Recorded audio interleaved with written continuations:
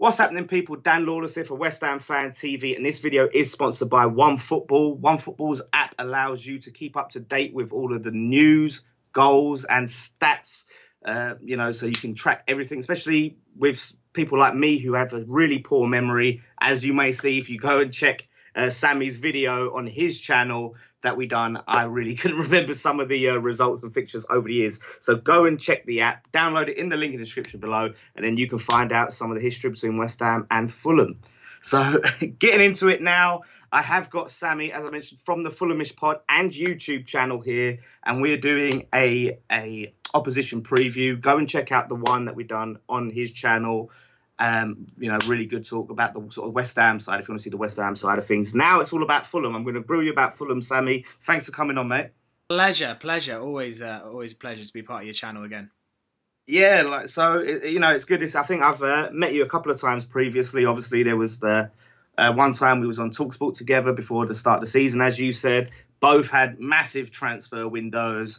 And, I think the guys at TalkSport was a lot more positive on Fulham than they were at West Ham. I think they really criticised the sort of appointment of Pellegrini. Now, I think obviously, look, I think there was a lot of good feeling around Fulham, right? You spent money, you came up, in great fashion, and and with West Ham, we'd had some serious troubles. It was coming and Pellegrini coming into that. So, and then after that, I met you. I think we wasn't on the same show. We was passing when we was having a torrid start to the season, and you was having quite a decent start to the season. So looking at it, I mean, what were your expectations coming into this start of the season for Fulham? I'm a little bit embarrassed now to think about what I expected for Fulham from this season looking back, but I really was positive after the transfer window. I really thought that we'd nailed it. I thought when you looked at signings like John Mikel Seri, the re-signing of Alexander Mitrovic, we had a plethora of good goalkeepers. I thought that Alfie Mawson from Swansea City was also a terrific signing. I thought there was a couple of little areas for concern. I didn't think that we were going to finish, I thought we might finish mid-table, to be perfectly honest. I thought we might be in the kind of 10th to 12th back bracket, never in too much danger of relegation. But a lot of those signings, as has been evident throughout the season, just haven't worked at all. And it's been a pretty grim time to be a Fulham fan, and the way that Slavisa and that all ended a few months ago was gutting for us as Fulham fans. I don't think you'll find many Fulham fans that weren't sad how it ended for Slavisa. This is a man who took us really, we were on our knees in the Championship. We had 2 seasons of struggle in a row. We so nearly went down to League One twice, and he got us playing swashbuckling football, and we were probably one of the best teams in the Championship last season, even if we only finished third and had to come up through the playoffs. And I think we all expected great things from this Fulham team this season, but it's not worked out that way. We've made some key errors in the transfer market looking back, and the main one really is the fact we signed too many players. I think that you need to transition your way into the Premier League, and whilst we did have to upgrade, we didn't have to make 11 changes, and I think that there's been a lot of unrest in the dressing room because of that, and I honestly think that's been a big part of it. But also there's just been some high profile flops, and I think the biggest one at the moment is Jean Mikel Seri, who's just not living up to his billing. I believe he turned us down for you guys even, actually. I think he was a player that we were in for, and all of a sudden, he went to Fulham. It's been one of those, to be fair, with John Mikel Seri. It seems like he was linked with half of Europe. He was also linked with Barcelona, Man United, Chelsea, Arsenal. It seems to be every week we come up against a club that was also linked with him. So you wonder if there might have been a reason, to be perfectly honest, and maybe there was something other clubs saw that made them not go for John Mikel Seri in the end, and he came to Fulham. I think he's still got potential, and we have seen him occasionally deliver moments of absolute brilliance, so there's still a good future for Seri, but I think he has been the epitome of how some high-profile transfers for Fulham just have not worked this season, and it's been pretty sad to see. Would you say he's been your most biggest disappointment of the transfer window? Probably because of the expectation that was on him, yes. I think we were all very, very excited by him, but you could also say someone like Andre Frank Zambo Anguissa was signed for a lot of money from Marseille, 20 to 25 million we spent on him, and he's been really, really poor. And there's been a few other transfers that just haven't worked as well. Fabry, we signed him from Besiktas in goal. He was a bit lacklustre. And even like a loanee like Timothy Fosu-Mensah from Man United came highly rated and has been pretty poor for us. Apart from the odd game here and there, I can't really think of too many signings apart from Sergio Rico, who's been in goal for us this season, who I would say have really, really improved the squad, unless you count Mitrovic as a new signing, which technically he was, but he was also here last season on loan. Claudio Ranieri obviously was appointed, Fulham manager. What was the sort of feeling about Ranieri? Was it overall positivity, or was there scepticism, or how did you guys feel? I think, as I said earlier, fans were, especially me, were desperately upset to see Slavisa go, although kind of reluctantly acknowledging that it had to happen because I think that Slavisa had kind of lost his way tactically, and there was also rumours he'd lost the dressing room as well. So Ranieri came in immediately. There was no kind of waiting around, and I think most Fulham fans were like, okay, it could have been a lot worse. I mean, you guys have seen firsthand what the likes of Allardyce and Moyes can do to you when they come in, and I think that was what Fulham fans were fearing most. That okay, if we're going to get rid of Slavisa, just please don't be one of them. Don't be Pardew. Don't be Tony Pulis. And we've signed Ranieri, whose last job was to win the Premier League with a side that probably actually on paper isn't necessarily as talented as some of the Fulham team, apart from the obvious ones like your Mahrez and your Kantes. And his last achievement with Leicester was to get them to the Champions League quarter-finals. So he's got a lot of pedigree, and at the moment there does seem like some unrest in the dressing room, and also, as has been well documented, the fact that we just cannot stop conceding goals. And he's an Italian and he likes to prioritise defence first. So in a lot of ways he made sense. And last thing before we get into the game, actually, January transfer window coming up. What needs to be done in the January transfer window to improve Fulham and steady the ship and get you guys to where you need to be?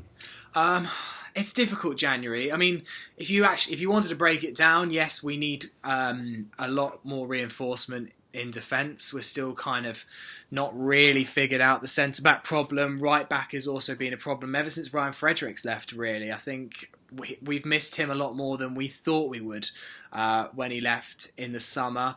And defensive midfield, we still haven't quite worked that out either. Callum Chambers is doing an okay job as a makeshift CDM, but isn't the perfect option. But I'm just not 100% confident who exactly we're going to get in that's really going to improve us. There was some rumours today that someone like Islam Slimani might be an option to come in on loan. I wouldn't mind that, because at the moment, if Mitrovic got injured tomorrow, we are completely screwed. We basically don't have another striking option apart from Abubakar Kamara, who you may see on Saturday. He's an interesting footballer, to say the least. But yeah, I think that's the only... I think we might sign a striker and maybe a centre-back on loan, but I just can't imagine that we're going to pull up trees in the January transfer window, because it's just so damn difficult to do anything in that time of year. And looking at Saturday, where do you think West Ham will get the most joy in exploiting sort of Fulham's weaknesses and being able to come out and pull up a victory? Well, I think you get joy all over the park, unfortunately, with Fulham. The defence seems to change game by game, and we struggle to deal, especially with tight, intricate passing in front of us in the midfield. Chelsea broke us down that way, and quite often just pressing our defence. Like, they seem to absolutely crumble under any kind of pressure. So if I were Manuel Pellegrini, I would be telling the strikers in the midfield to really get in the defenders' faces, especially early on. We conceded an early mistake against Chelsea. Man United kind of did the same thing to us. We often seem to start games slowly. So from a West Ham perspective, that would probably be where I was targeting. If you can get 1-0 up in the first 20 minutes, the Craven Cottage crowd is going to be on the players' backs, because it's been difficult to be a Fulham fan at the moment. So I think a strong start would be essential for West Ham in this game. Fortunately, I'm hoping that Fulham can kind of ride a bit of an early storm, because I imagine your confidence from winning those past 3 games will mean that you will start in a mood to try and get one on the scoreboard early.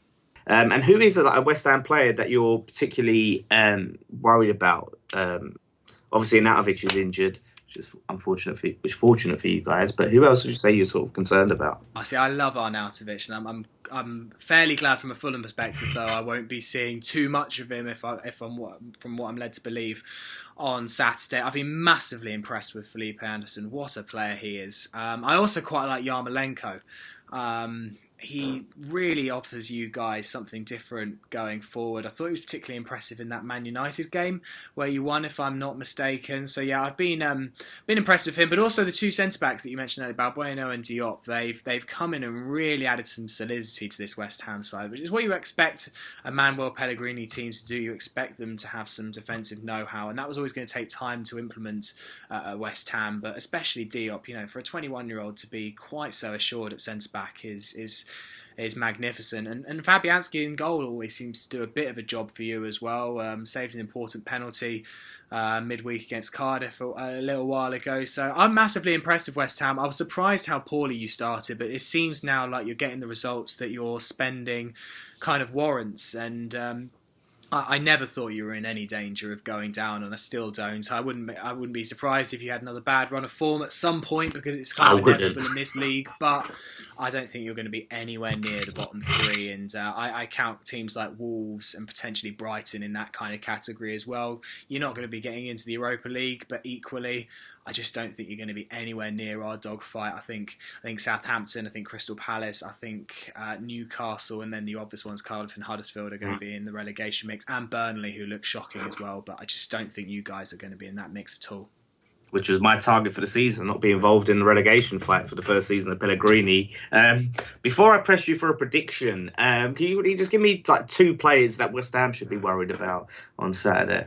Two players that West Ham should be worried about. Well, I think the obvious one is Mitrovic. The main one, I think, though, is Tom Cairney. If you give him time and space, he can run the show, particularly against Southampton a couple of weeks ago. He was absolutely imperious. He was also very, very good against Chelsea as well. He's had injury problems recently, and he's still not 100% fit because of them. But if you give him some time, he will dictate that play. He is an absolutely fine number 10. Someone like James Maddison's getting a lot of attention for Leicester this season. And I think if Tom Cairney wasn't in such a struggling squad and suffering from injuries himself, he'd be talked about in the same kind of calibre, and I think does have the potential to play for England if he can just get fully fit. So Tom Cairney is one of them, and one player to watch out for, not necessarily for the right reasons, but is Abubakar Kamara. If he plays, he is your old-fashioned bull in a china shop, right winger come striker. He scored against Leicester.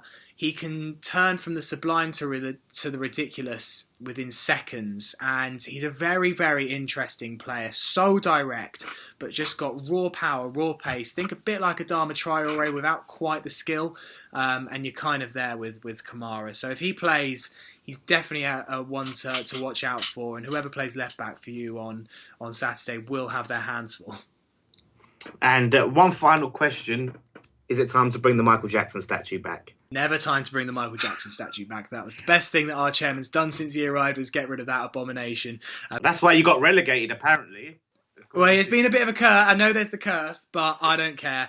We were a laughing stock with the Michael Jackson statue at the Hammersmith end, and it was a disgrace to all the great Fulham players that have played over the years, and a Michael Jackson statue gets erected rather than, I don't know, well, George Cohen didn't have a statue for years, a World Cup winner that played for us, and we had the King of Pop sitting in between the Hammersmith and Riverside stands. So no, I'm the best thing that's happened to Fulham is getting rid of him.